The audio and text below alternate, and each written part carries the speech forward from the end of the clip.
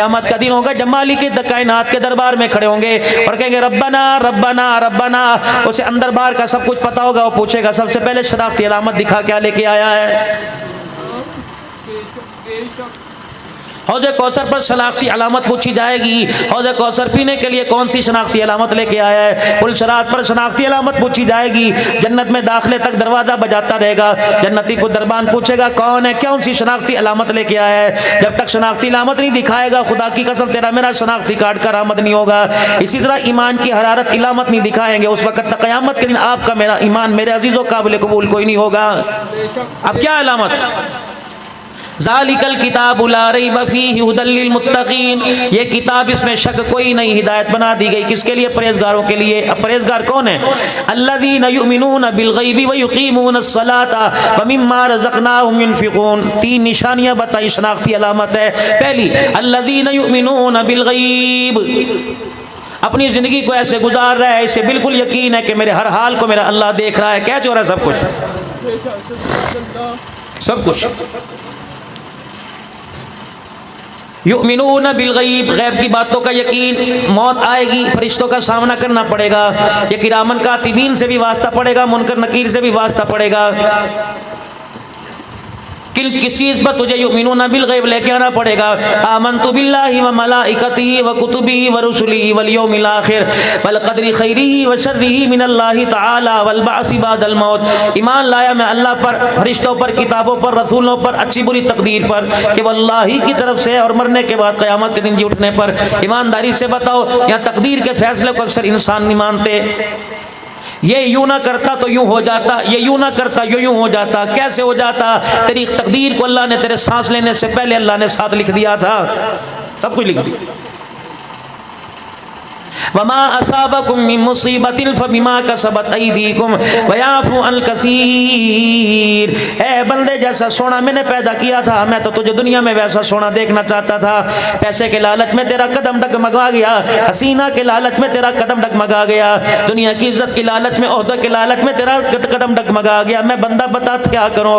اللہ اکبر. جب تجھے اقتدار کی کرسی سے پھینکا جائے گا, پھر تجھے جیل میں ڈالا جائے گا, کہے گا جی اللہ کی مرضی. میرے بندہ جب تجھے کروڑ سے ککھ پتی بنایا جائے گا تب کہے گا اللہ کی مرضی. جب تیری الپسند کو ناپسند بنا دیا جائے گا دھوکہ دے کے جائے گی کہ اللہ کی مرضی. اللہ نے کیا جی, بس کیا کر سکتے ہیں؟ اللہ کے کاموں میں کون مداخلت کر سکتے ہیں؟ اللہ کا قرآن کیسی شاباشی کے دے کے کہہ رہا ہے کہ وما اصابکم من مصیبت فبما کسبت ایدیکم. اے میرا بندہ جب تیرے پر حالات آتے ہیں اللہ نے نہیں کیا بلکہ تیرے ہاتھوں نے سارا کیا ہے. ویعفو عن کثیر. اگر تیرا اللہ سب کچھ کرتا تو مجھے میری کبریائی کی قسم ہے تیری پلک کے جھپکنے پر اللہ تیری گرفت کر لیتا. بہت سی باتوں کو میں نے درگزر کر دیا کہ چل کوئی نہیں میرا بندہ, اس کا میرا کیا جوڑ. بہت سی باتیں میں تو کوئی بات نہیں. فرشتے کہتے ہیں دیکھیے اللہ دیکھیے, میں کہا یار کوئی بات, چل چلتا کوئی بات نہیں, کوئی بندہ ہے فطرت رکھی اس کے اندر. لیکن خبردار سب کچھ برداشت کروں گا اپنی توحید میں, اپنے توحید میں میرے عزیزوں کو کسی کا شریکہ برداشت نہیں کروں گا. اپنے ساتھ کوئی میرے ساتھ ملا کے کھڑے گا کاش میرا نبی کیوں نہ, میں بھی وہ بھی برداشت نہیں کروں گا. اور جو میرا دشمن ہوگا اس کی کوئی حمایت کرے گا وہ بھی میرے سے برداشت نہیں ہوگا. یوں حضرت نوح علیہ السلام نے بیٹے کے لیے ہاتھ اٹھا دیے, فرمایا تجھے نہیں پتا یہ میرے ساتھ میرا شریکہ کیا کرتا تھا, میرے ساتھ اور سے بہت الہوں کو, بہت سارے معبود باطلہ کو کھڑا کر دیتا تھا. اور آپ کو تو اچھا بھلا پتہ ہے تیرے گھر کے اندر تیرا بیٹا میری بغاوت کرتا تھا, آج آپ کو کیا ہو گیا, آپ میری دشمن کی سفارش کرنے آ گئے. سمجھدار میرا نبی ذرا بات یاد رکھ لے, اگر دشمن کی سفارش کرے گا, دشمن کی حمایتی کرے گا تو پھر میں یار کی یاری کا بھی خیال نہیں کروں گا. آج تو میں نے آپ کو موقع دے دیا, آج تو معافی مل گئی, آج تو میں نے آپ کا برداشت کر لیا. آئندہ کبھی دشمن کا دامن پکڑ کے نہ لانا, کبھی دشمن کی طرفداری کر کے نہ آنا, کبھی دشمن کی سفارش کر کے نہ آنا. پھر میں بھی تیرا خدا ہوں, اگر مجھے غصہ آ گیا تو میں تیرا تاج نبوت اتارنے میں دیر نہیں کروں گا, عہدہ چھین لوں گا میں. پاک پیغمبر صلی اللہ تعالی علیہ وسلم سگے چاچے کے گھر جا رہے ہیں اور اتنا رو رہے ہیں جیسے سگا باپ دنیا سے جا رہا ہو. اور کیا کہہ رہے ہیں چچا جی کان میں کلمہ پڑھ لے قیامت کے دن میں میدان معاشر میں گواہی دوں گا. اللہ نے فرمایا او میرا بندہ میرا حبیب محمد مصطفیٰ کیا آپ کو وقت یاد نہیں جب آپ نے بیت اللہ کا لڑ پکڑ کر 2 ہستیوں کو مانگا تھا, ایک عمر بن حسام کو مانگا, ایک عمر بن خطاب کو مانگا تھا. میں نے فرشتوں سے کہا دونوں کے دل لے کے آؤ, میرے نبی کی زبان پر دونوں کا نام آ گیا. میرا حبیبہ میں نے دلوں کو چیک کیا, ایک علم والا تھا ایک غیر علم والا تھا. اگر اس کے پاس علم ہوتا تو تلوار لے کے تیرا سر قلم کرنے نہ آتا, تلوار لے کے تیری جان کا دشمن بننے نہ آتا. ایک علم والا تھا ایک لا علم تھا. ایک وہ تھا جس نے پتھروں کو تیرے ہاتھ میں کلمہ پڑھتے دیکھا, ایک وہ تھا جس نے اپنے سامنے انگلی کے اشارے سے چاند کو 2 ٹکڑے ہوتے دیکھا, ایک وہ تھا جس نے اللہ اکبر طرح طرح کے معجزات دیکھے. لیکن علم والا لا علم ہو گیا, اس نے ماننے سے انکار کر دیا. اور جس کے پاس کچھ نہیں تھا اس نے بہل کی زبان پر میں قرآن کی تلاوت کو دیکھا. پھر میرا بھی دریائے کرم جوش میں آیا, میں نے علم والے کو اٹھا کر جہنم میں ڈال دیا اور عمر کو اٹھا کے ہمیشہ کے لیے تیرے قدموں میں ڈال دیا. اتنی دیر لگی ہے میں تو بس. ساری مخلوق کے دل میری 2 انگلیوں کے درمیان ہے. کون کہہ رہا اللہ ادھر پلٹ دوں کوئی پوچھ نہیں سکتا, ادھر پلٹ دوں کو مجھے کوئی پوچھ نہیں سکتا. بڑے بڑے ایمان والوں کو میں نے ٹھکرا دیا جب ان کے اندر میں عجب تکبر آ گیا. میں نے مرتے وقت انہیں کفن تو دیا لیکن ایمان کی دولت چھین لی. اس لیے فرمایا او لوگوں خاتمہ ایمان پر مانگو, مال تو مل جائے گا, کفن تو مل جائے گا, قرآن خوانی کے لیے بچے پڑھنے کے لیے آ جائیں گے, روٹی کھانے کے لیے لوگ آ جائیں گے. لیکن اے میرا بندہ اگر تو نے ایمان پر خاتمہ نہ مانگا اور اگر میں ناراض ہو گیا تو سب کچھ عطا کروں گا, قدر کروں گا, لیکن ایمان کی دولت تیرے سے چھین لوں گا. 100 روپے رکھنے کے لیے جیب ہے, شلوار کی جیب ہے, زپ لگا رکھی ہے, اور اس کے اندر بار بار یوں کر کے ہاتھ لگاتا ہے. اور میرا بندہ مسجد کے اندر بھی کہتا ہے جیب بند حفاظت کرو. کتنی بے شرمی کی بات ہے کہ مسجد کا مولوی اعلان کر کے کہتا ہے اپنے جوتوں کی خود حفاظت کرنا. یا تو قرآن کی آیتیں لکھنی چاہیے تھی, مسجد کے وضو خانے پر وضو کی دعا لکھنی چاہیے تھی. یا تو لکھا ہوا ہے اپنے سامان اپنے جوتوں کی حفاظت کرے. کوئی کسی بازار میں گیا ہوا ہے, کسی چکلے والی دکان پہ بازار میں گیا ہوا, کسی ناچ گانے سرور کی محفل میں گیا ہوا, یا جوتوں کی حفاظت لکھنا پڑے گا. خدا کے گھر میں خدا کی قسم لوگ لوگوں کے گھروں میں سبزی تھیلی لے کے جاتے ہیں, خدا کے گھر کے اندر لوگ ایمان کی مضبوطی والی تھیلی لے کے آتے ہیں. ایک پاکستان سے جماعت کسی ملک کے اندر گئی اور وہاں جا کر انہوں نے اپنے بستروں کے ساتھ تھیلیوں میں ڈال کر اپنی جوتیوں کو رکھا. وہاں مسجد والے کہنے لگے میاں کیا کر رہے ہو, یہ جوتیاں مسجدوں میں کیوں لے آئے؟ کہنے لگے پاکستان میں تو ایسے ہی کرتے ہیں, اپنے ایمان سے زیادہ جوتے کی حفاظت کی جاتی ہے, جوتا آگے رکھ کے نماز پڑھتے ہیں. اللہ اکبر. کہ یہاں کیا لینے کے لیے آئے؟ لوگوں کو دین سکھانے کے لیے آئے. کہ معذرت کے ساتھ دین سیکھنے کی یہاں ضرورت نہیں, تمہارے پاکستان میں ضرورت ہے. جو اپنے جوتے کی حفاظت پر اپنا ایمان ضائع کر دے وہ ہمارے جیسوں کو کلمے والی محنت کیا کروائے گا؟ وہ ہمیں ایمان کی دولت کیا دے کے جائے گا جو اپنے جوتوں پر ایمان ضائع کر دے؟ کہاں چلا جاتا ایمان میرے عزیزو جب زمین پہ گرے ہوئے پیسے اٹھا کے جیب میں ڈال لیتا ہے. لبی چیز خدا دی, تیلی دی نہ پا دی. یہ تیلی پا کی نہیں ہے. اگر اللہ لینے پر آ گیا پہاڑوں جتنی نیکیاں دینی پڑیں گی تب بھی جان نہیں چھوٹے گی. چھوڑ دو چیز جو جہاں پڑی خدا جانے بندہ جانے. اگر ہاتھ میں لے لی تو وہاں 3 دن تک کھڑے ہو, روزانہ وہاں کے اعلان کرواؤ بھائی کسی کے 50 روپے گم ہوئے تھے, آس پاس والی دکان والوں کو کہہ دو بھائی میاں اس کی یہ چیز گمی ہے میرے پاس ہے, نمبر لے لے, نشانی بتا کے لے جاوے. عرصہ دراز تک اگر وہ نہ ملے تو اس کی طرف سے صدقہ کر دے. اس نیت سے صدقہ کرے, اگر وہ یہ چیز لینے کے لیے آ گیا بتاؤں گا بھائی انتظار کر کے صدقہ کر دی. اگر وہ مان گیا ٹھیک ہے, اگر وہ کہیں نہیں جی میری چیز واپس کر تو صدقہ کی ہوئی چیز تجھے واپس کرنی پڑے گی. ایمان اتنا زیادہ. ٹیلر ماسٹر کی دکان پر جاؤ, کہتا جی نہیں سیکھنا جی تو ذہن کام نہیں کرتا. کیوں کہتا نہیں جی اسے نو سال ذرا جھاڑو رگڑواؤ نا جی, پانی دے کولر پرواؤ نا جی. کوئی کام سیکھنے کے لیے 4 سال لگتے ہیں, دین سیکھنے کے لیے میرے عزیزو گھر بیٹھے تمہارے منہ میں میرے منہ میں کوئی سونے کا چمچہ دے کے چلا جائے گا. سیکھنا پڑے گا. میرے پاس اللہ کی قسم وقت کوئی نہیں ہوتا, پتہ نہیں میں نے اس وقت آگے کہاں جانا نہیں جانا یہ میرے اللہ کو پتہ ہے. میں بھی کل سروزہ لگا کے آیا اور اس سروزے کے اندر خدا کے اللہ پہلے بھی لے جاتے ہیں, لیکن پتہ لگا خدا پاک کی قسم اس گفتگو سے زیادہ امت کو اس گفتگو کی ضرورت ہے. یا تو سننے کے لیے آئے عبد الحنان، جس دن تو سن کے چلانے کے لیے تو چل کے سننے کے لیے جائے گا، اس وقت مقصد زندگی پورا ہو جائے گا۔ تأمرون بالمعروف وتنہون عن المنکر وتؤمنون باللہ، تم ممبروں پہ بیٹھنے کے لیے نہیں آئے بلکہ ممبر اور محراب کا تقدس بچانے کے لیے آئے ہو۔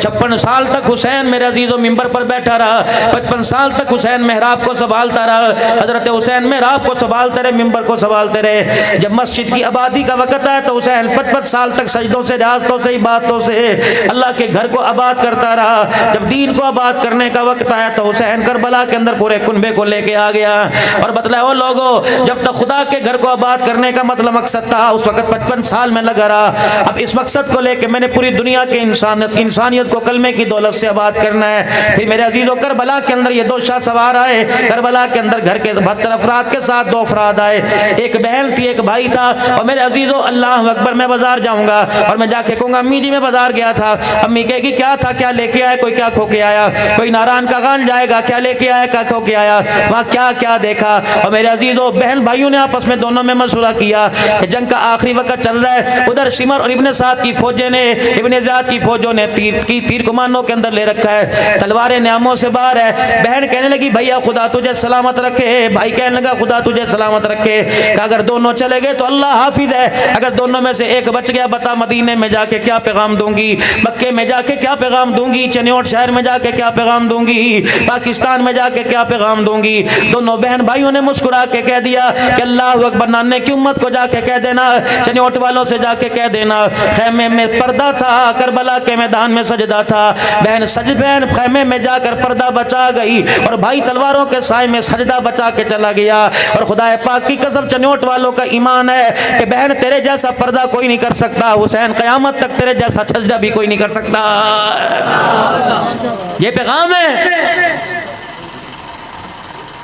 کس بیوقوف نے تمہیں کہہ دیا کہ 2 شہزادوں کی جنگ تھی، کس نے تمہیں کہہ دیا نہیں جنگ نہیں تھی، اسلام اور کفر کی کچھ اور معاملہ تھا، پھٹے منہ اس کا جو یوں کہتا ہے۔ خدا پاک کی قسم نہ حسین پیسے کا لالچی تھا، حضرت حسین رضی اللہ تعالیٰ عنہ اگر میرے عزیزو حسین نانے کے کان میں کہہ دیتا نانا مجھے بھی کرسی کا وارث بنا جا، حسین میرے عزیزو کان میں کہہ دیتا کیا نانا مجھے محراب حکومتوں کا وارث بنا جا، تو نانا نگاہ اٹھاتا، اللہ نگاہ پر فیصلے کرتا، فرمایا او میرا حسین تو کرسی کا وارث بننے نہیں آیا بلکہ دنیا میں کامیاب ہو کر جنت کا شہزادہ وارث بننے کے لیے آیا ہے۔ تم تو جنت کا سردار ہو، جنہیں جنت کی سرداری مل جائے وہ دنیا کی دولت کو کیا کریں گے۔ میرے چاند میرے پیارو، اللہ تمہیں جس حال میں رکھے، امیری کو امانت سمجھنا، غریبی کو غریبی امانت سمجھنا، خوشی کو امانت سمجھنا، اولاد کو امانت سمجھنا۔ اگر یہ امانت نہ ہوتی تو اللہ قرآن میں یہ نہ کہتا انا للہ و انا الیہ راجعون، مال اللہ کا اسی کی طرف لوٹا دیے گئے۔ اچھا تم یہاں سے جلسہ سننے کے لیے اپنے گھروں سے نکل کے آئے، آگے کہاں جانے کا ارادہ ہے؟ گھر لوٹنے کا؟ گھر ہی جاؤ گے نا۔ اللہ نے قرآن میں یوں نہیں کہا انا للہ و انا الیہ ذاہبون، کیا آئے ہو، آؤ گے، جا رہے ہو، انا للہ و انا الیہ راجعون، جب یہاں لوٹ کے جاؤ گے بیوی سے کوئی ٹھنڈا پانی پلا، بٹن کھولو گے، اپنی مرضی کے مطابق قمیض جہاں مرضی پھینک دو گے، بنیان بھی اتارو گے، شلوار تہمت میں تبدیل کر لو گے، پکے کا رخ میرے آگے کر دے، جلدی سے روٹی لے کے آ، جتنی خواہشات ہیں، تاکہ معلوم ہوا کہ میں لوٹ کے آیا، سفر پہ گیا ہوا تھا، مجھے نہانے کی ضرورت تھی، سفر پہ گیا تھا، مجھے پانی پینے کی حاجت تھی، سفر پہ گیا تھا، مجھے بھوک لگی تھی، روٹی کھانے کی حاجت تھی۔ جب انسان اپنے گھر لوٹ کے آتا ہے، خدا کی قسم پیسی کا کھانا گھر کی آلو گاجر ترکاری کے سامنے ختم ہو جاتا ہے۔ میرے عزیزو بکرے کی کڑھائیاں جگہ جگہ سے کھا لو، لیکن گھر کی ماش مسر کی دال کے آگے سارے ذائقے ختم ہو جاتے ہیں۔ کہتا سکون آ گیا، ہوٹل کی کھا کھا کے پیٹ تھک گیا تھا، اب کلیجہ ٹھنڈا ہو گیا، لا لسی پلا دے، لا سو سوڑا پلا دے، پھر کہتا مجھے کوئی نہ اٹھانا، اماں کہتی کوئی نہیں ابا کو سونے دو، سارا دن سفر کر کے آیا ہے، خدا پاک کی قسم دنیا میں تُنے بھیجا، اس سفر پہ ایسا لوٹ کے آ کہ اللہ قبر کو کہہ دے خبردار اسے تکلیف نہ دینا، ایسا ایسے نیند دینا، ایسا ایسے سکون دینا، اللہ اکبر، تاکہ خدا کہہ دے ابھی تھک کے آیا، حالات سے تھک کے آیا، پریشانیوں سے تھک کے آیا، تنگ دستیوں سے تھک کے آیا، غریبی سے تھک کے آیا، 4 بیٹیاں کواری بیٹھی تانے لے کے آ گیا، 4 بچوں کے منہ پہ جوتے کھا کے بڑا تھک کے آیا، راجعون، اب لوٹ کے آیا ہے، اب اسے تھکانا نہیں، اب اسے راضی کرنا ہے۔ اے میرا بندہ مجھے پتا تھا تیرے پر کیسے حالات آئے، لوگوں نے اپنے دروازے بند کر لیے. فَإِذَا سَأَلَكَ عِبَادِي عَنِّي فَإِنِّي قَرِيبٌ أُجِيبُ دَعْوَةَ الدَّاعِ إِذَا دَعَانِي فَلْيَسْتَجِيبُوا لِي وَلْيُؤْمِنُوا بِي لَعَلَّهُمْ يَرْشُدُونَ. اور میرا بندہ تیری بہن تیرے بھائی تیرے سارے رشتہ دار کہتے تھے ہم تیرے لیے دعا ہی کر سکتے ہیں, لیکن میرا بندہ جب بستر پہ پڑھ کے تو بے بسی میں روتا تھا اور کہتا تھا سونے جیسا تو چاہے ویسے میں راضی ہوں, تجھے پتہ ہے تیرے اس بول سے میری رحمت و جنت کا دروازہ کھل جاتا تھا. میرے بندے جتنا تو بیمار رہا, تجھے تکلیف رہی, تجھے پریشانی رہی, اے بندے میں جھانکتا تھا, میں دیکھتا تھا کہیں مجھے ناراض تو نہیں کر رہا, میرا شکوہ تو نہیں کر رہا. میں نے تجھے چٹنی سے روٹی کھلائی, تو نے میرا شکر ادا کیا. میں نے تیرے چمڑے کو دھیڑ کر تجھے فالج کے مرد میں بستر پہ ڈال دیا, تو نے شکر ادا کیا. ساتھ والے گھروں میں امیری کے تازیانے بجے ہوئے کرتے تھے, تیرے گھر کا چولہا نہیں جلا کرتا تھا. ساتھ والے گھر والا 8 کلو بکری کا گوشت لاتا تھا اور کہتا تھا گوشت کھا کھا کے ہونتے منہ میں تنگ آ گیا. مجھے پتہ ہے تیرے سامنے کہتا تھا کس کو, جس کو عید کے دن بھی پیٹ گھر پہ گوشت نہیں ملتا تھا, لیکن کبھی تو نے شکوہ نہ کیا, رونا نہیں ڈالا. اللہ کا شکر کر کے مسکرا کے آ گیا. اے بندہ مجھے تیری ہر تکلیف کا پتہ ہے, اگر آج میں تجھے قبر کی تکلیفوں میں رکھوں تو میرے اور تیرے دشمنوں میں کیا فرق رہ جائے گا, میرے اور دنیا داروں میں کیا فرق رہ جائے گا. میرا بندہ کیا تو نے نہیں سنا تھا جب تعلیق و تکلیفوں والے گھر سے آیا تھا تو میں نے تو اسی وقت جب تو میرے پاس آ رہا تھا میں نے کہا ارجعی الی ربک راغیۃ مرغیہ وادخلی فی عبادی وادخلی جنتی. آ جا میرا بندہ, میں نے پریشانی والے گھر سے ہدایت والے گھر کا تیرے لیے التزام کر دیا.